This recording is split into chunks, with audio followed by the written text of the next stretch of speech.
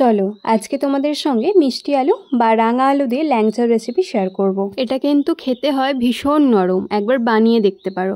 তো প্রথমেই আমি 3টে রাঙা আলু সেদ্ধ করে নিয়েছি প্রেসার কুকারে। তারপর এক এক করে খোসাটা ছাড়িয়ে নিয়ে এগুলোকে ভালোভাবে ম্যাশ করে নেব।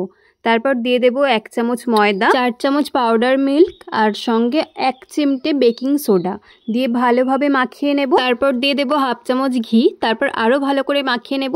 যখন দেখবো হাতে আর লেগে যাচ্ছে না তখন এক এক করে ল্যাংচার শেপে বানিয়ে নেব। আর এদিকে চিনির শিরাটা বানাতে হবে, তার জন্য 2 কাপ চিনি, সঙ্গে 3 কাপ জল, কয়েকটা থেঁতো করে রাখা এলাচ, একটুখানি লেবুর রস আর কয়েকটা কেশরের সুতো দিয়ে ভালো করে ফুটিয়ে নেব। আর অন্যদিকে একটা কড়াই বসিয়েছি, দিয়েছি সাদা তেল আর ঘি।